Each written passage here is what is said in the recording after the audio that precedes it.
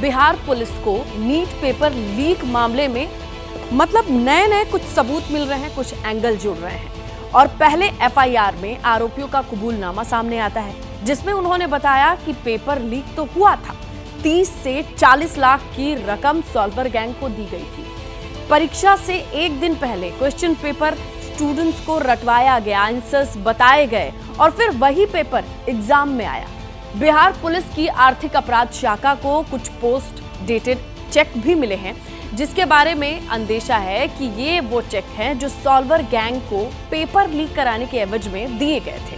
Police अब bank accounts के holders की जानकारी जुटा रही है, लेकिन सवाल उस इंजीनियर को लेकर भी है जिसने डॉक्टर वाले एंट्रेंस एग्जाम का चीट कोड तैयार किया था। कौन है साजिश का सिकंदर? एबीपी न्यूज की एक्सक्लूसिव पड़ताल देखिए आप।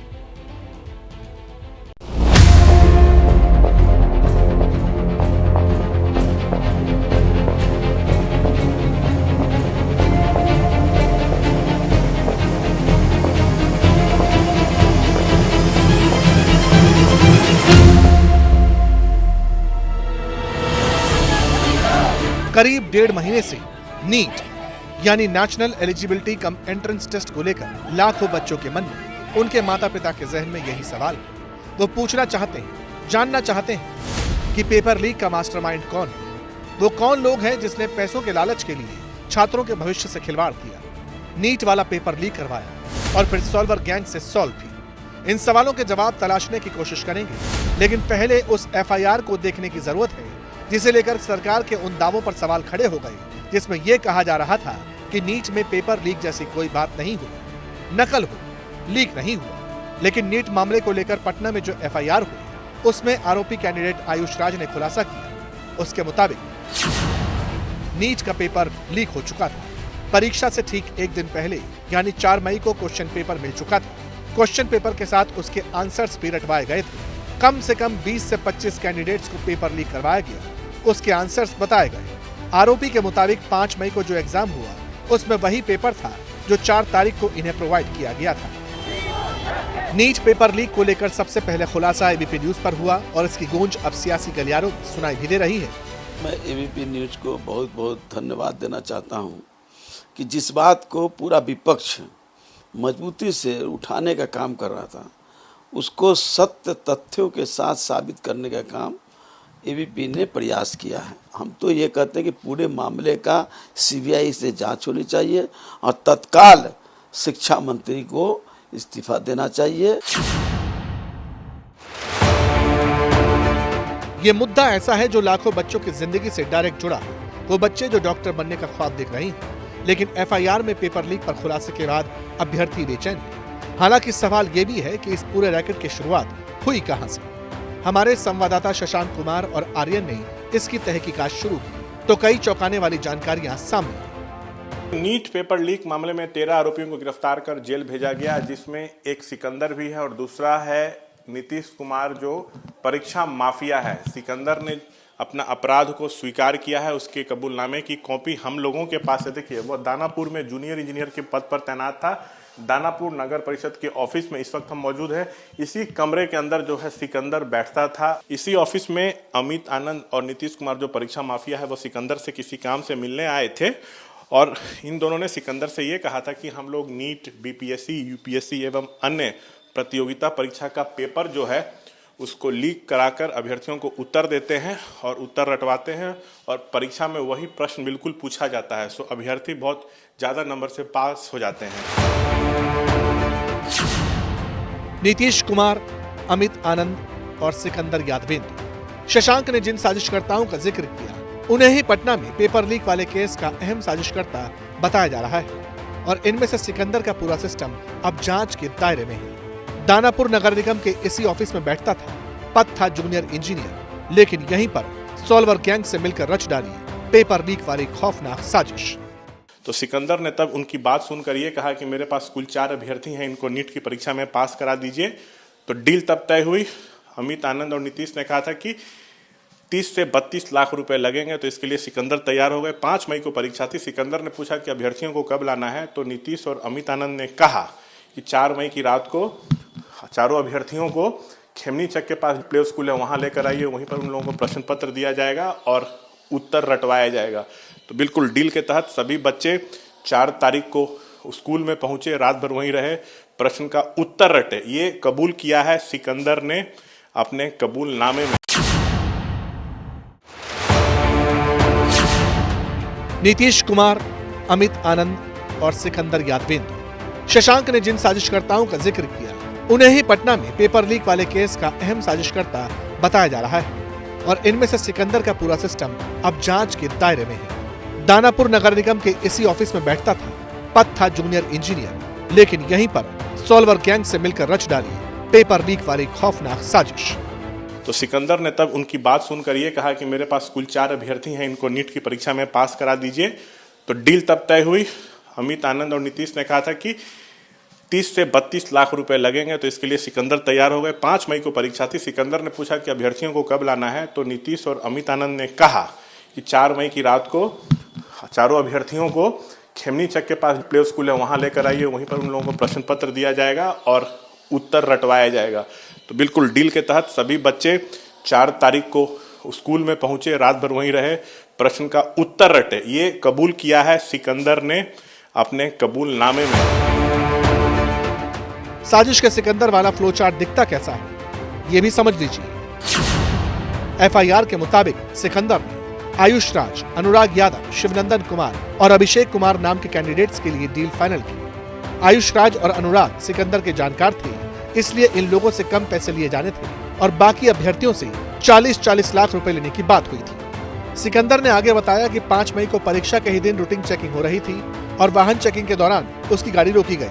तब शास्त्री नगर थाने की पुलिस को उसकी गाड़ी से आयुष राज, अनुराग यादव, शिवनंदन कुमार और अभिषेक कुमार का रोल नंबर और एडमिट कार्ड मिला। पुलिस ने तब सिकंदर के साथी अखिलेश यानी अभ्यर्थी आयुष राज के पिता और बिट्टू कुमार को गिरफ्तार किया और फिर इनकी निशानदेही पर बाकी आरोपी अरेस्ट होते चले गए। इस तरह का तो सर अंदेशा नहीं था, काफी सोबर स्वभाव के थे, हम लोग से बहुत अच्छी बातचीत थी उनकी। ये अचानक हम लोग को मतलब न्यूज़पेपर जब पढ़े शौक हो गए हम लोग। हमारे रिपोर्टर शशांक कुमार और आर्यन ने सिकंदर की फाइल और प्रोफाइल खोली तो कई और जानकारियां सामने आई।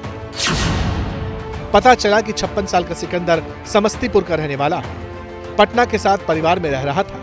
सिविल इंजीनियरिंग की पढ़ाई की और इससे पहले किसी दूसरे मामले में कभी नाम सामने नहीं आया। पिता का नाम भुट्टो यादव, मां का नाम दुखनी देवी, दोनों का निधन हो चुका है। भाई का नाम भीख रंजन यादव है। हमारे रिपोर्टर आर्यन पटना में उस जगह पहुंचे जहां सिकंदर का घर है, लेकिन उसके घर पर ताला लटका मिला। इस वक्त हम मौजूद हैं जैन लैंडमार्क अपार्टमेंट में और यहाँ जो मुख्य आरोपी है इस नीट पेपर मामले का सिकंदर, वो इसी अपार्टमेंट में रहता है। ब्लॉक सी में उसका फ्लैट 607 है। हालांकि गिरफ्तारी उसकी हो गई है और अब हम इस अपार्टमेंट में चलेंगे और जानेंगे यहाँ कि जब सिकंदर यहाँ रहता था तो गतिविधियाँ क्या थी। कितने साल से यहाँ रह रहे हैं? 15 दिन से रह रहे हैं सर। वो 15 दिन से जी।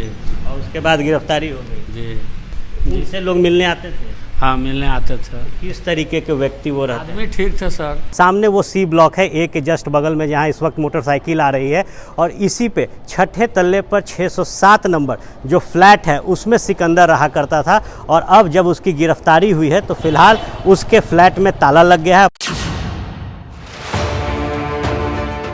बिहार पुलिस की आर्थिक अपराध शाखा अब इस मामले की जांच कर रही है। सिकंदर हो या फिर अमित आनंद या फिर नीतीश कुमार, अब जांच का दायरा इस साजिश में जुड़े दूसरे आरोपियों तक भी पहुंचने लगा है।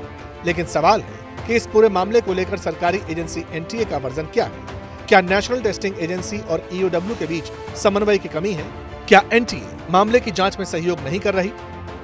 एनटीए की ओर से अब तक ईओयू को मूल प्रश्न पत्र की प्रति उपलब्ध नहीं कराई गई है। एफएसएल जांच मिलान के लिए ईओयू ने एनटीए से मूल प्रश्न पत्र मांगा था। इसके लिए कई बार रिमाइंडर भी भेजा गया, लेकिन अब तक उपलब्ध नहीं कराया गया है। पटना के खेमनी चक प्ले स्कूल की छत पर पुलिस को जले हुए प्रश्न पत्र और उत्तर सामग्री मिली थी। तो जो जले हुए प्रश्न पत्र हैं, इसी का एफएसएल जांच कराना है, मिलान कराना है। इसी के लिए एनटीए से ईओयू ने मूल प्रश्न पत्र मांगा था, जो अब तक एनटीए ने नहीं भेजा है। अब सवाल है कि केस की जांच कहां तक पहुंची? क्या आर्थिक अपराध शाखा को कुछ और सुराग मिले हैं? अगर हाँ, तो वो क्या? और अब क्या इससे जुड़े कुछ और साजिशकर्ताओं की गिरफ्तारी तक भी पहुंचा जा सकेगा? जांच के दौरान EOU को 6 पोस्ट डेटेड चेक जो हैं वो मिले हैं। देखिए इस वक्त हम पटना में EOU दफ्तर के ठीक बाहर खड़े हैं। संदेह है कि यह पोस्ट डेटेड चेक परीक्षा माफियाओं के पक्ष में जारी किए गए थे, जिन्होंने 5 मई को होने वाली नीट परीक्षा से पहले अभ्यर्थियों को कथित तौर पर प्रश्न पत्र उपलब्ध कराए थे। संबंधित बैंकों से खाता धारकों के बारे में जानकारी जो है वो जुटाई जा रही है। परीक्षा से पहले प्रश्न पत्र उपलब्ध कराने के बदले में अभ्यर्थियों के अभिभावकों से 30 से 40 लाख रुपया लेने की बात परीक्षा माफियाओं की हुई थी। बिहार हो या गुजरात, पेपर लीक और नकल वाला सिस्टम दोनों जगह एक्टिव था। जांच से लगता है कि अभी तो ये पेपर लीक वाले एपिसोड का छोटा सा ट्रेलर है। क्या इसमें कोई बड़ी मछली भी शामिल है? क्या पेपर लीक को अंजाम देने वाला मुख्य आरोपी सिस्टम के अंदर वाला ही कोई शख्स है? सवाल बहुत हैं और जांच अभी बाकी है।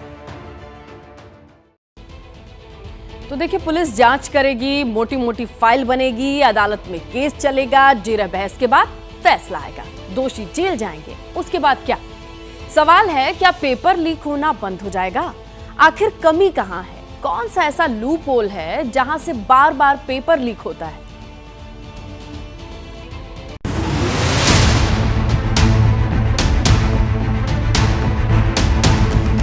परीक्षा रद्द हो वही एक रास्ता है, क्योंकि ऐसे बहुत सारे केसेस हैं जो हाईलाइट भी नहीं हुए हैं।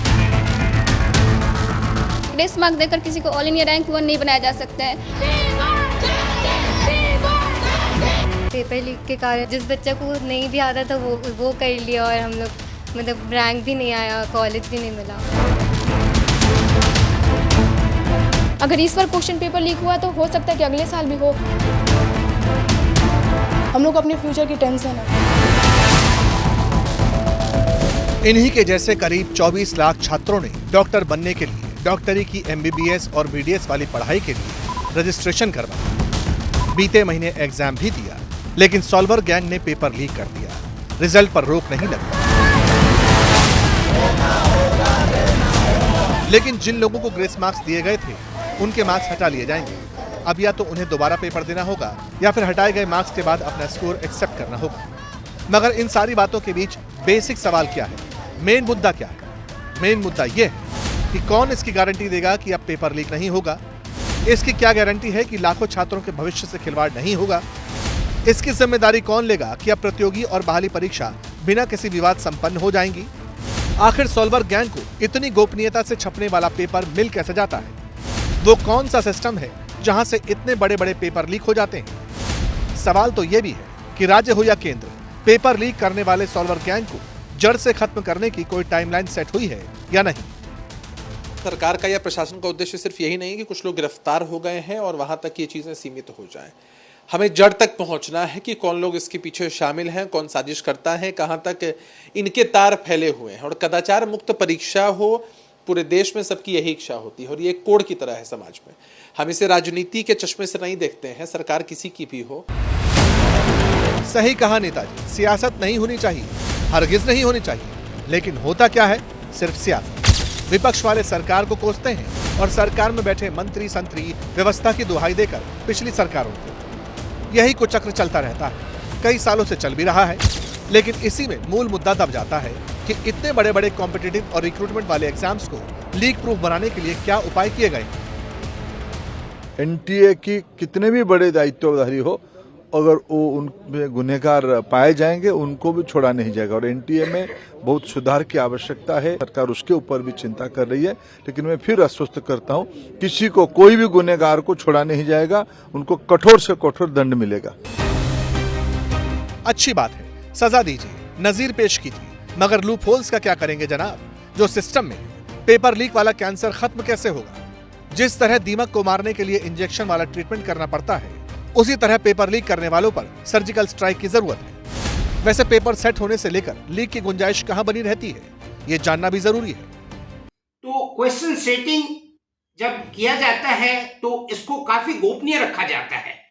जो क्वेश्चन सेटर है उसको इतना तो पता रहता है क्या क्वेश्चन सेट किया जा रहा है, लेकिन किस प्रश्न का चयन किया गया है इसकी जानकारी उन्हें भी नहीं रहती है। तो मेरा मानना है कि क्वेश्चन सेटर ऐसा करने में असमर्थ हैं। दूसरा, प्रिंटिंग के दौरान इसकी संभावना अवश्य है। तो क्या पेपर सेट करने के लिए प्रिंट करने और फिर ट्रांसपोर्टेशन करने के बीच ही पेपर लीक का खेल हो सकता है, या फिर इसकी जड़ें कहीं और मौजूद हैं? क्या बात नेशनल टेस्टिंग एजेंसी के अफसरों तक भी पहुंच सकती है? क्या घर का बेदी ही लंका ढहाने का काम कर रहा है? सवाल बहुत सारे हैं, क्योंकि पेपर लीक का ये मैटर सिर्फ एक इवेंट तक सीमित भर नहीं है। 718 नंबर कैसे आ गए बच्चों के? अगर एक क्वेश्चन गलत होगा तो 4 नंबर तो उस क्वेश्चन के और एक माइनस, तो 5 नंबर कम होने चाहिए। तो 720 नहीं होते तो 715 होते। मेरा ये मानना है कि 650 से लेकर 720 तक के बच्चों की दोबारा परीक्षा हो। कि नीट का पेपर लीक हुआ था, केंद्र सरकार उस पर बिल्कुल चुप है। ना तो सीबीआई इंक्वायरी की जा रही है, ना पेपर को दोबारा करने की बात की जा रही है। कहा जा रहा है कि बच्चों को जो है सीट एलोकेशन कर दी जाए।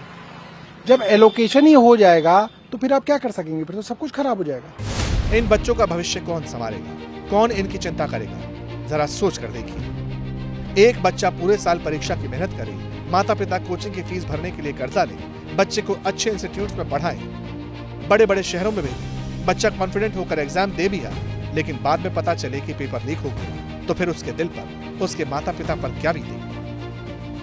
हमारी ये मांग होगी कि रीनीट होना चाहिए। अच्छा जी, सभी 24 लाख बच्चों को फिर से परीक्षा देने दिया जाए। जी, क्योंकि अभी तक तो जितने भी जगह पे क्वेश्चन पेपर लीक हुए हैं उस पर कोई आंसर नहीं हमें एनटीए की तरफ से मिला है। तो कॉन्फिडेंस पूरा एकदम से बिल्डअप नहीं हो पा रहा है कि एग्ज़ाम देना चाहिए या फिर नहीं देना चाहिए, इस सब को लेके।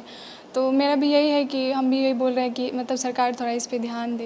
हम लोग अगले साल के लिए प्रिपेयर कर रहे हैं, तो हमारा है कि अगले साल के लिए, हाँ, हमारा है कि अगले साल ऐसा ना हो जाए दोबारा। फिर हमारा कॉन्फिडेंस लो है कि अगले साल ऐसा हो गया तो फिर हम लोग को अपने फ्यूचर की टेंशन है मतलब अगले साल के एग्ज़ाम के लिए।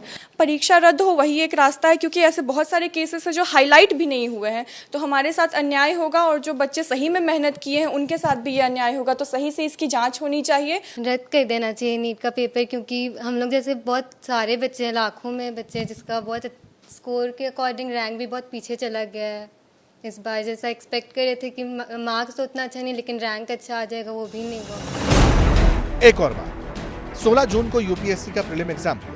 ये देश में अफसर चुनने की सबसे बड़ी परीक्षा है, और यूपीएससी का पेपर कभी लीक हुआ ऐसा कभी सुनाई नहीं दिया। यानी अगर सरकार यूपीएससी वाले पेपर को लीक प्रूफ बना सकती है तो फिर दूसरे पेपर्स को क्यों नहीं? जिस दिन सरकार संवेदनशील होकर यहां से सोचना शुरू करेगी, जैसे नेता अपने बच्चों के भविष्य की चिंता करते हैं, अगर उसी लाइन पर हर बच्चे के बारे में सोचा जाएगा, उसी हिसाब से सिस्टम तैयार होगा, तो फिर पेपर लीक पर पूर्ण विराम लगाने से कोई नहीं रोक सकता। बात इच्छा शक्ति की है, जनहित में इसे दिखाना ही होगा।